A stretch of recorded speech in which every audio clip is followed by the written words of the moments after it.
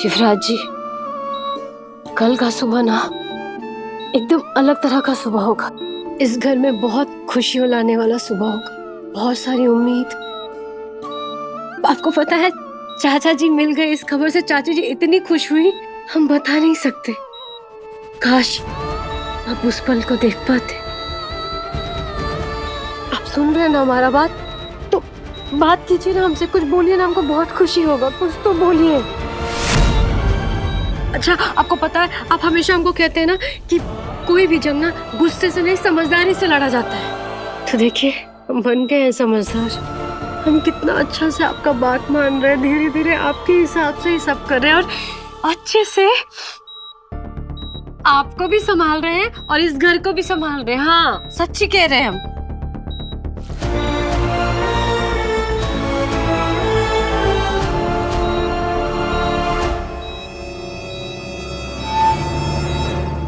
अगर कल को हमें कुछ हो जाता है तो किसी पे भी भरोसा मत करना पीहू। तुम्हें बेहद सावधान रहना होगा, क्योंकि अवंतिका सिर्फ चालबाज नहीं है, वो जिद्दी भी है और अपनी जिद के लिए किसी भी हद तक जा सकती है। किसी भी हद तक नफा नुकसान नहीं देखती है। उसको अपनी हर जिद पूरी करने की आदत है। अपनी जिद में वो कुछ भी कर सकती है, किसी को भी जान से मार सकती है। सावधानी बरतने की जरूरत है। योगेश को जिंदा रखना, जब तक मैं ना कहूं उसे मारना मत। वो हमारे लिए ट्रम्प कार्ड है। उसी की वजह से पूरी फैमिली मेरी मुट्ठी में रही। जैसा कहोगे वो सब वैसा ही करेंगे। बस एक भी गलती नहीं होनी चाहिए, वरना मैं तुम्हें छोड़ूंगी नहीं।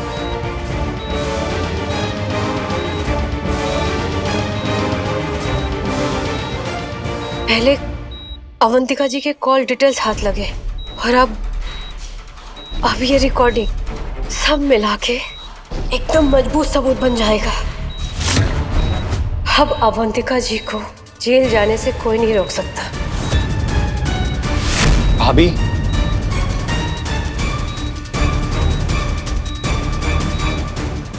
हम अभी डॉक्टर साहब से मिल के आए।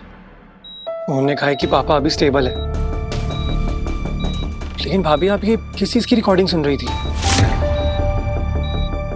आप भी सुनिए एक बार। योगेश को जिंदा रखना, जब तक मैं ना कहूं उसे मारना मत। इतना बड़ा सबूत हमारे हाथ लग गया। उस अवंतिका को अब कोई नहीं बचा सकता।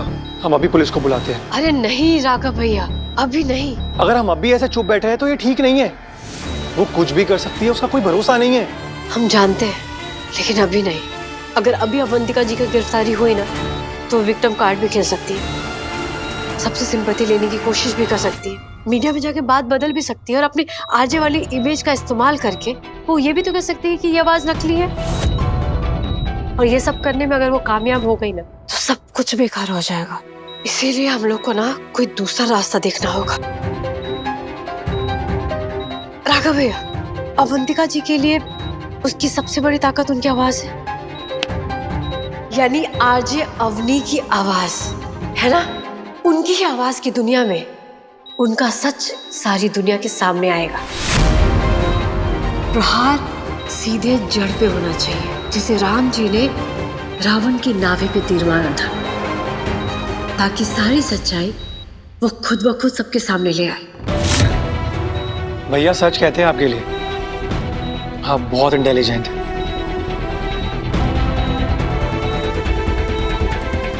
वो ऐसा इसलिए कहते थे क्योंकि उन्हें हम पे हमसे ज्यादा भरोसा है, और उनके इस भरोसे को हम ऐसे ही रखना चाहते हैं।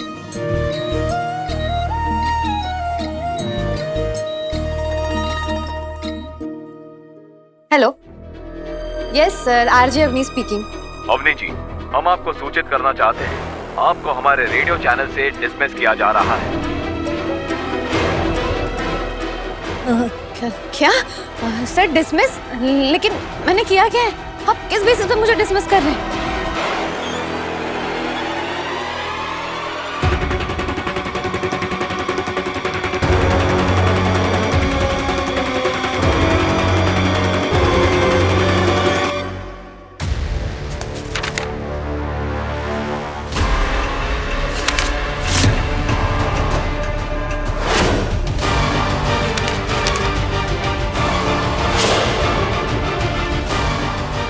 ईशान के एक्सीडेंट से जुड़े हुए ये सारे सबूत आखिर पीहू को मिले कैसे? हो न हो युवराज ने ही इसकी मदद की होगी। अच्छा, तो ये सब रायता तुम्हारा फैलाया हुआ है? रायता नहीं, सच फैला रहे हैं। तुम क्या अपने आप को बहुत समझदार समझती हो? दो चार लोग तुम्हारे साथ क्या खड़े हो गए, तुम अपने आप को इतना मजबूत समझने लगी हो, लेकिन तुम्हारी हैसियत अभी भी इस घर की नौकरानी की है। युवराज चौधरी की पत्नी है।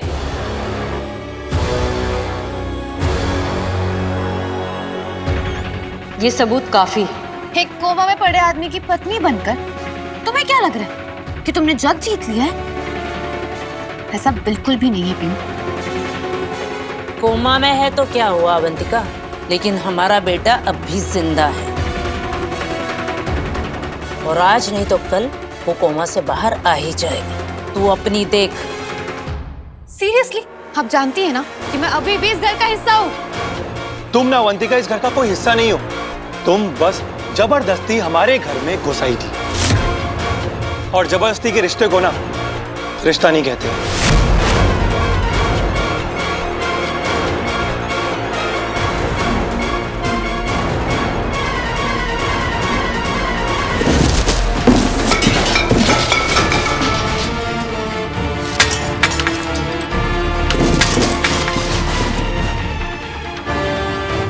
उस मुंडिया टोला की लड़की ने मुझे इतनी बुरी तरह से हरा दिया।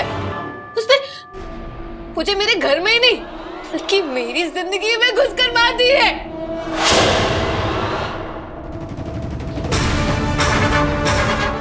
लेकिन उसने मुझे हराया, उसके पीछे युवराज का हाथ था। अगर मैं वो हाथ ही काट दूं तो अब क्या करेगी वो पीहू? तब तो मैं उसे मच्छर की तरह मसल दूंगी।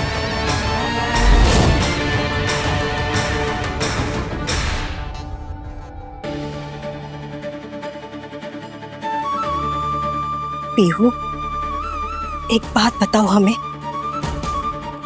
क्या कभी भी तुम्हें हम सब पे गुस्सा नहीं आया? क्या हमारे बर्ताव के लिए तुम्हें कभी नफरत महसूस नहीं हुई?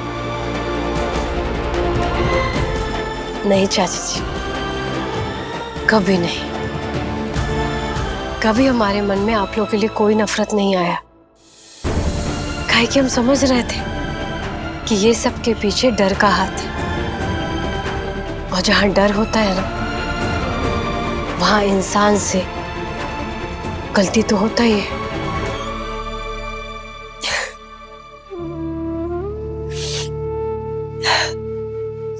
सच में हमारे युवराज की नजर पार की निकली। उसने तुम्हें पहचान लिया। अरे हमारा युवराज जौहरी है,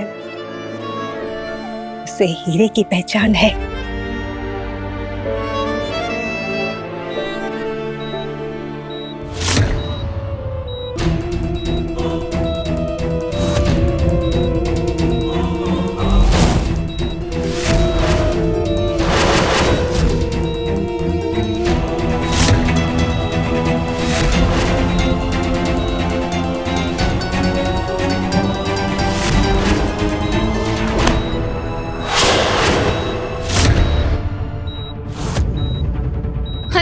ये क्या हो रहा है? युवराज के हाथों में हरकत हो रही है, इसके अंदर की ताकत लौट रही है। तभी तो उसने मेरा हाथ इतना कस के पकड़ लिया। अगर ये होश में आ गया तो सब कुछ खत्म हो जाएगा।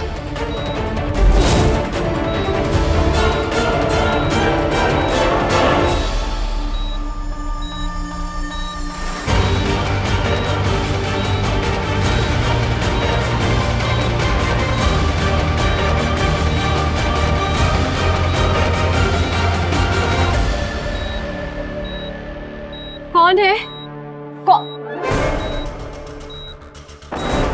युवराज जी, आप ठीक है ना? हाँ,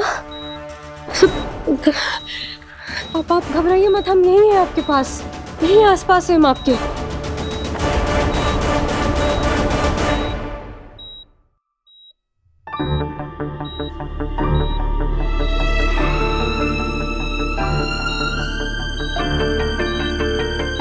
युवराज जी, बहुत हो गया, आप उठ जाइए। आप देखिए, हमको आपसे ना बहुत झगड़ा करना है, सच्ची मानते हैं कि हम टूट गए थे, लेकिन हम और नहीं टूटेंगे, कभी नहीं टूटेंगे। सच कह रहे हैं। देखिए, आप हमको जैसे मजबूती से बनाए थे ना, वैसे ही डट के खड़े हैं हम। और हम समझ गए हैं कि इंसान वही जो जीवन के हर मोर्चे पर डट के खड़ा रहे।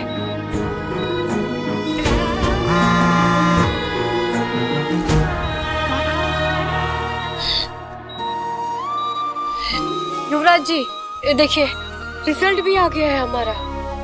आपको तो अब उठना ही पड़ेगा, काहे कि हम दोनों का सपना था ना, और हम अकेले रिजल्ट नहीं देखने वाले, हम आपके साथ ही देखने वाले हैं। अब फेल हो या पास, खुशी हो या गम, जो भी होगा दोनों साथ में ही महसूस करेंगे। सुन रहे हैं आप? उठना ही पड़ेगा आपको।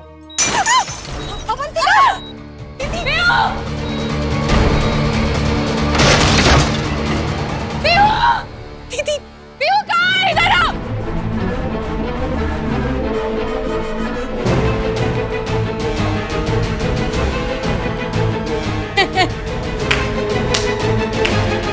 देख ले, ये सब कुछ ना तेरी वजह से हुआ है। तूने मुझसे मेरा सब कुछ छीन लिया, मेरा प्यार, मेरा अधिकार, मेरे सपने, सब कुछ। तुझे पता है, आज तक मुझे हराने की हिम्मत किसी में नहीं थी। तूने मुझे हरा दिया। लेकिन एक बात याद रखना पीहू, मैं भले ही अपनी जीत भूल जाऊं, लेकिन मैं अपनी हार कभी नहीं भूलती। अवंतिका जी, हम तो कहते हैं कि आप शांत रहिए, अपना आपा मत खोइए। चुप! तेरी इतनी औकात नहीं है कि तुम मुझ पे तरस खाए। तेरी औकात तो मेरे पाँव की जुत्ती के बराबर है। और तू तो सर पर सवार होके बैठी है। तुझे पता है, मुझे तुझसे सबसे ज्यादा नफरत कब हुई? मुनिया टोला की एक गांव की गंवार लड़की के लिए ईशान ने मुझे रिजेक्ट कर दिया। मैं प्यार करती थी उससे, वो भी प्यार करता था मुझसे। हमने सपने देखे थे, उसने तो मुझसे मिलने का वादा भी किया था, लेकिन ये सब कुछ तूने बर्बाद कर दिया।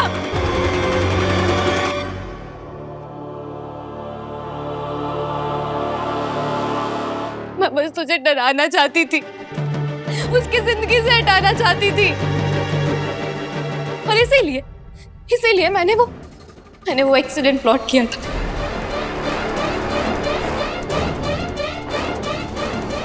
लेकिन गलती से तेरी जगह मेरा ईशान मर गया।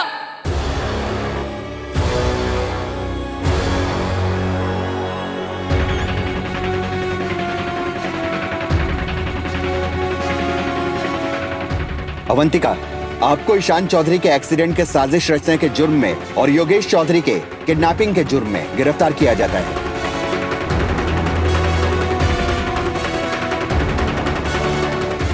नहीं सर, मैंने ऐसा कुछ नहीं किया। और हमारे पापा के ऊपर अटेम्प्ट टू मर्डर का केस भी तो लगेगा इस पे। सर, हमारे पापा के नॉर्मल होते ही हम उनका स्टेटमेंट दिलवा देंगे आपको। गिरफ्तार करो इन्हें। नहीं, छोड़िए मुझे। मैंने सच कह रही हूँ, मैंने ईशान को नहीं मारा है। ईशान की मौत इसकी वजह से हुई है। अगर आज ही नहीं होती तो ये सब कुछ मेरा होता। नहीं अवंतिका जी, अगर आपने अपने मन में नफरत नहीं रखा होता ना, तो सच में आज ये सब कुछ आपका होता। सिर्फ आपकी नफरत की आग ने सब कुछ जला के खाक कर दिया। इंस्पेक्टर साहब, ले जाइए इस खूनी को यहाँ से। ले चलो इन्हें। नहीं, छोड़िए मुझे आप, छोड़िए प्लीज, मेरी बात सुनिए। मैं ऐसा कुछ नहीं करना चाहती थी। छोड़िए मुझे। भाभी, हाँ? आज आपका रिजल्ट आने वाला था ना, तो चेक करिए ना।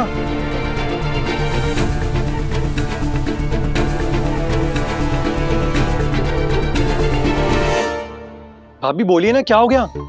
पीहू, हमें दिखाइए।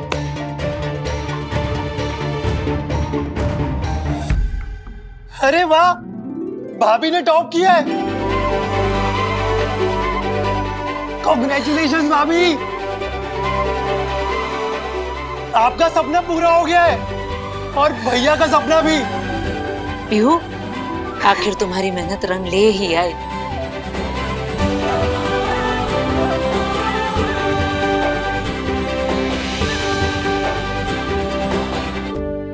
युवराज जी,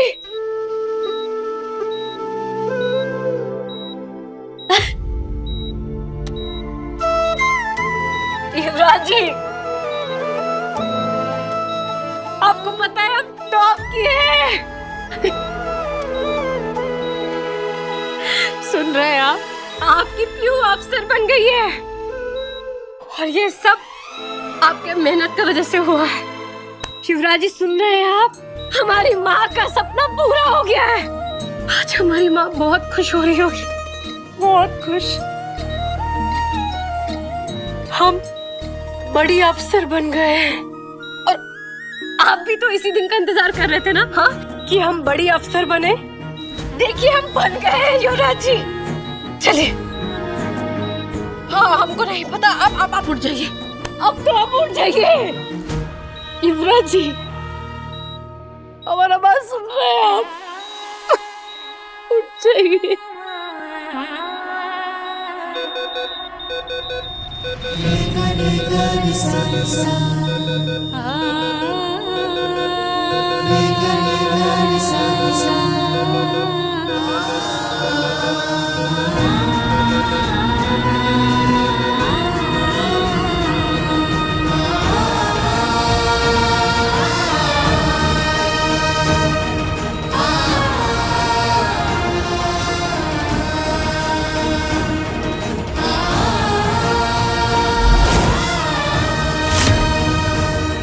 पीहू,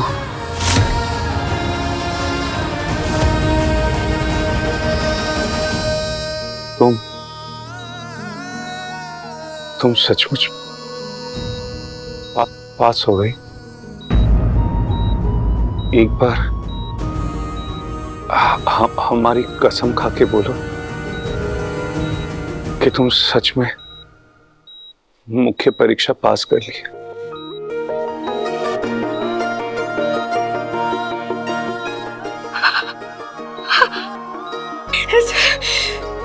जी मास्टर जी,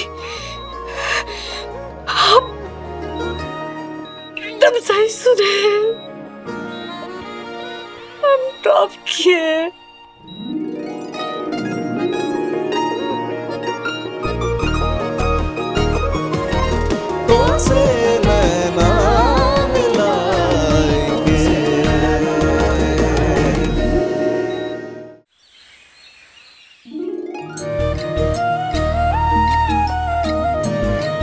अरे देखो मैं तो साहब बन गया, साहब बन के कैसा तन गया। क्या बात है, ये लाइन ना बिल्कुल फिट हो रही है आप पे अफसर साहिबा। और जरा एटीट्यूड तो देखो, वाह। अरे हमको तो भाव ही नहीं मिलने वाला। अरे लगता है हमको तो भूल ही गई आप। हम भूलते कुछ नहीं। अगर हम भूलते तो एग्जाम में टॉप कैसे करते? और जहां तक रहा भाव की, तो भाव भी तो आपने ही बढ़ाया है हमारा। और लेकिन ये एटीट्यूड नहीं है, ये तो मेहनत का परिणाम है। और काश हम ये साड़ी का भी डेली प्रैक्टिस किए होते, तब तो पहन ही लिए होते। अरे अरे अरे अरे, ये तो एकदम मजेदार बात कर दी तुमने। जो लड़की बीपीएससी का एग्जाम देने से नहीं घबराई, वो लड़की साड़ी पहनने से घबरा गई। भाई वाह, बढ़िया है।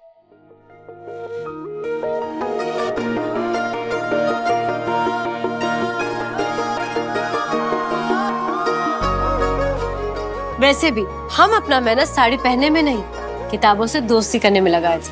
हाँ जानते हम, सारी मेहनत तुमने की है। भाई हम तो कोमा में सोते सोते एंजॉय कर रहे थे ना। सुनिए सुनिए युवराज जी, आपको कोई गलतफहमी हो रहा है। हम किन हालातों से गुजरे थे ना, शायद आपको पता नहीं। हम कैसे पढ़े हैं ये हम जानते हैं। यहाँ तक कि पोचू लाल ने भी हमारा साथ छोड़ दिया था। हम अकेले ही थे, लेकिन अगर कोई साथ था तो सिर्फ आपका दिया हुआ उत्साह। और हमने देखा उस उत्साह का कैसे इस्तेमाल किया तुमने। अरे पूरे घर को सर पे चढ़ा दिया, सब घबरा गए थे तुमसे। वो अवंतिका, हालत खराब हो गई थी उसकी। वैसे हमें पता नहीं था कि इतनी जल्दी तुम अपने अंदर इतना बदलाव लेकर आओगी भाई, वाह। लेकिन अपने अंदर बदलाव लाना भी तो आपसे ही सीखे ना। और आप ही तो कहे थे कि दुनिया से लड़के ही जीता जा सकता है। जब तक जीत ना जाना तब तक लड़ते रहना, क्योंकि जीत सिर्फ लड़ने वाले की होती है। और हाँ, ये बात से तुमने ये साबित कर दिया कि हमने जिस स्टूडेंट को ट्यूशन दिया है वो कोई ऐसी वैसी स्टूडेंट नहीं है। और इसमें ये भी साबित हो गया कि हम भी थोड़े बहुत काबिल टीचर है, नहीं? वैसे सच में आप बहुत काबिल मास्टर है। अरे तो फिर एक सैल्यूट तो हमें भी बनता है ना। अरे वैसे तुम्हारी सफलता में थोड़ी बहुत मेहनत हमारी भी शामिल है ना। हमारी हर जीत में, हर सफलता में आप शामिल हैं। चाहे वो कोई कंपटीशन का परीक्षा हो या फिर कठिन जीवन का परीक्षा। आपके ही बताए रास्ते पर चलकर हम सफल हुए हैं अभी तक, तो इसमें तो कोई शक ही नहीं है मास्टर जी। जय हिंद। जय हिंद। वैसे एक और चीज चाहिए। वो काफी समय हो गया, अब तो हक भी बनता है हमारा। तो हम क्या सोच रहे थे कि